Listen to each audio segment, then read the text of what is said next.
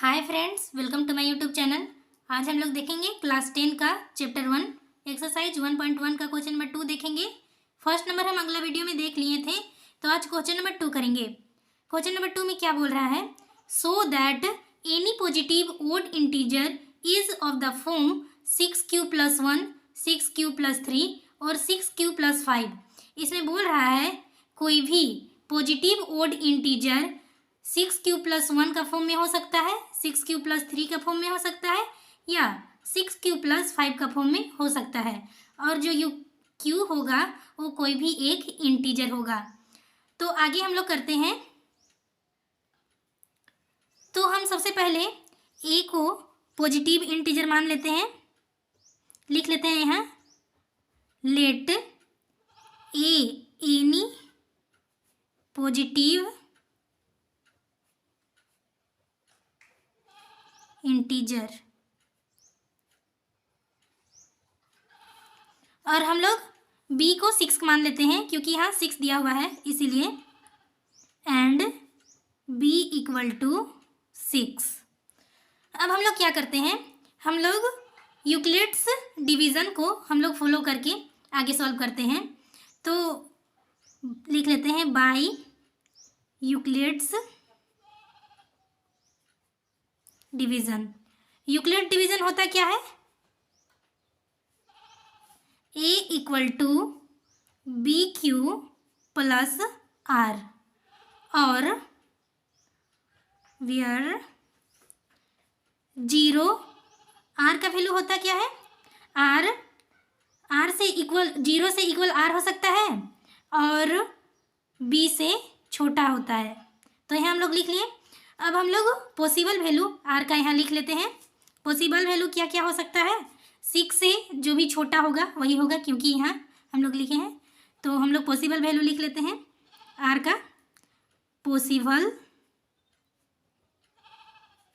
Value of r का possible value क्या क्या हो सकता है? 0 हो सकता है, 1 हो सकता है, 2, 3, 4, 5 तक हो गया। अब आगे हम लोग इसे सॉल्व करते हैं। तो हम लोग सबसे पहले क्या करेंगे, r का वैल्यू 0 रख के देखेंगे कि वे इवन है या ओड है। तो व्हेन r = 0।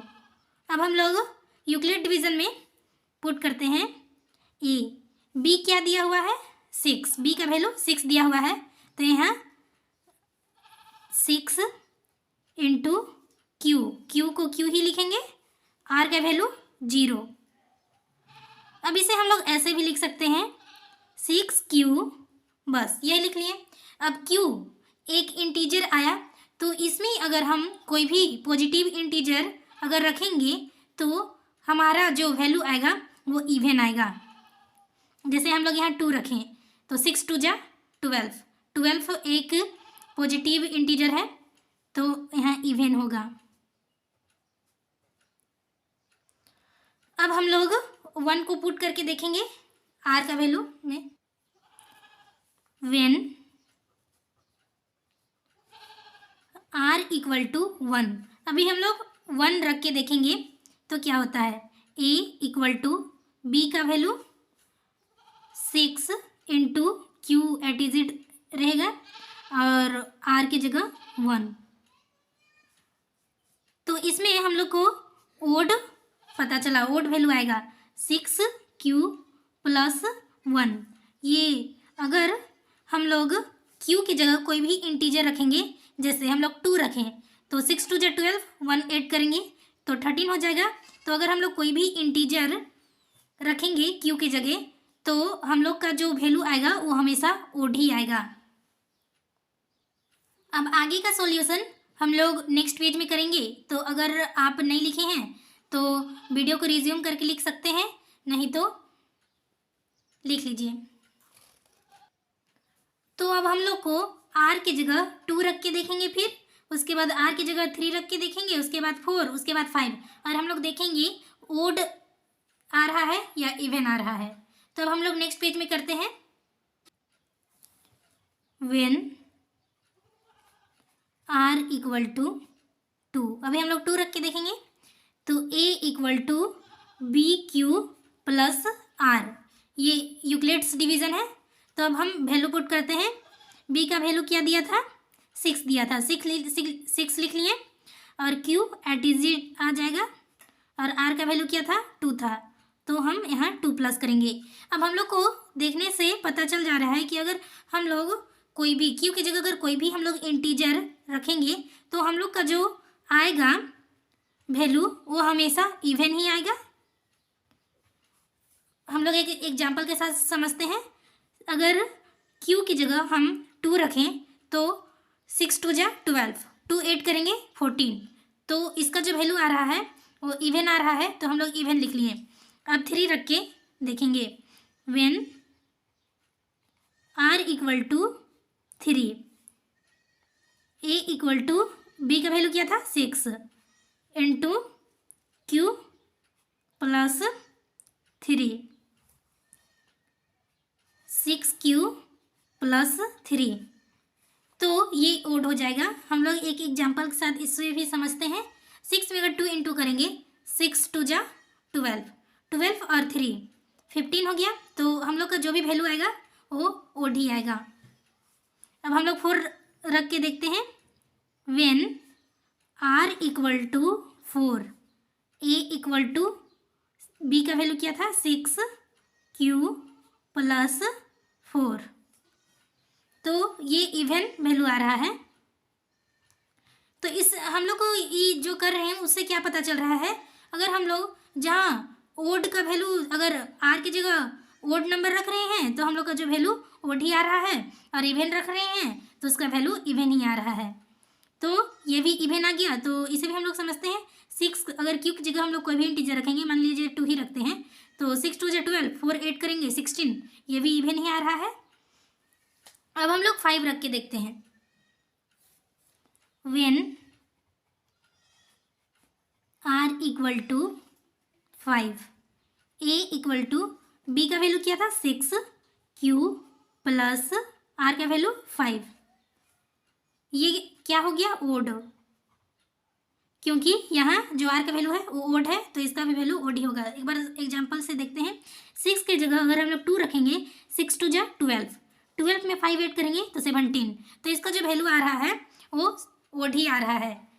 तो हम लोग को इसे क्या पता चला, यहाँ लिख लेते हैं, हेंस एनी पॉजिटिव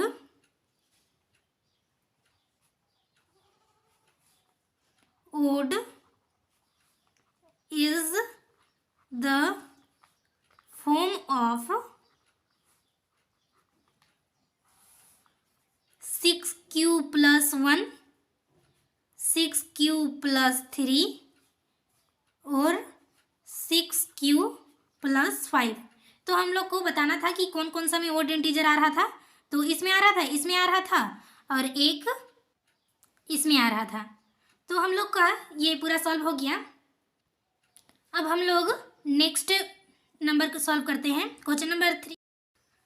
अब हम लोग क्वेश्चन नंबर 3 देखेंगे। इसमें क्या बोल रहा है, an army contingent of 616 members, एक आर्मी कंटिजेंट है जिसमें 616 मेंबर्स है, is to march behind an army band of 32 members in a parade. उन्हें मार्च करना है एक आर्मी बैंड के पीछे जिसमें 32 मेंबर्स है एक परेड में। The two groups are to march in the same number of column. 2 group में मार्च करना है जिसमें सेम नंबर का कॉलम का संख्या इक्वल होनी चाहिए। What is the maximum number of column in which they can march. तो हमें ये बताना है कि मैक्सिमम नंबर ऑफ कॉलम क्या होगी, ज़्यादा से ज़्यादा कितने कॉलम हो सकते हैं जिसमें वो मार्च कर सके। तो ऐसे क्वेश्चन में हम लोग सबसे पहले क्या करते हैं, सबसे पहले हम लोग ये नंबर और ये नंबर का HCF निकाल लेंगे। तो यहाँ लिख लेते हैं HCF ऑफ 616 एंड 32। तो ये दोनों में बड़ा कौन है, ये है, तो इसे हम डिविडेंड मानेंगे, इसे डिवाइजर मानेंगे। तो हम लोग बाय यूक्लिड डिवीजन एल्गोरिदम से करेंगे। तो यहाँ लिख लेते हैं बाय यूक्लिड्स डिवीजन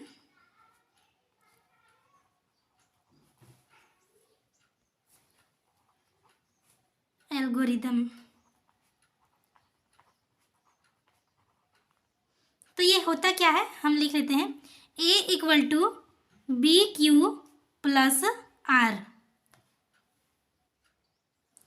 इसे हम डिविडेंड मानते हैं, इसे हम डिवाइजर मानते हैं। तो डिविडेंड क्या है 616, डिवाइजर क्या है 32। क्विसेंट और रिमाइंडर निकाल लेते हैं। तो बड़ा कौन है 616, डिविडेंड मान लिए 32, डिवाइजर कितने टाइम्स में जाएगा 1, 32।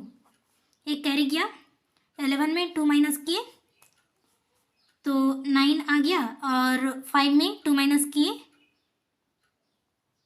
सॉरी 5 में 3 माइनस किए 2 आ गया। अब हम लोग 6 को यहाँ उतार लेंगे, देखेंगे कितना टाइम में जाएगा। तो ज़्यादा बड़ा नंबर लग रहा है तो हम लोग 9 टाइम्स में करके देखते हैं। 32 को 9 से इंटू किए तो 9 2 जा 18, 1 कैरी, 9 3 जा 27, 128।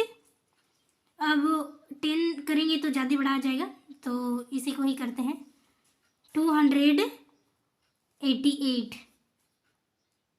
कितने टाइम्स में 9।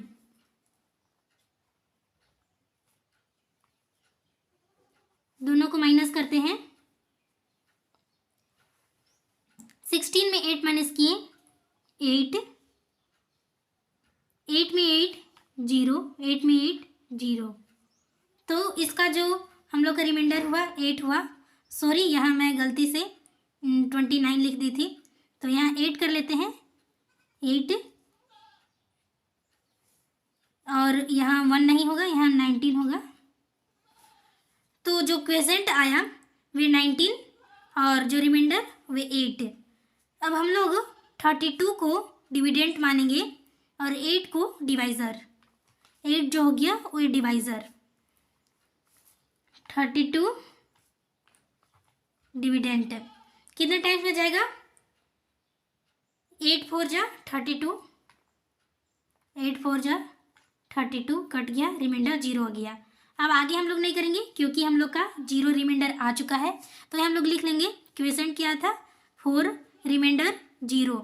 तो लास्ट स्टेप में 8 डिवाइज़र है और 0 आ गया, तो हम लोग का जो HCF होगा इसका वे 8 ही होगा। तो लिख लेते हैं HCF ऑफ 616 एंड 32 इज 8। तो हम लोग को पता चल गया कि जो the army can March in 8 column.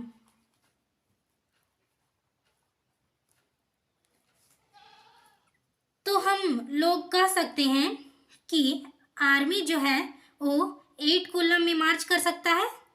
तो हम लोग का ये क्वेश्चन भी कंप्लीट हो गया। अगर आप लोग को ये वीडियो अच्छी लगी तो वीडियो को लाइक कीजिएगा।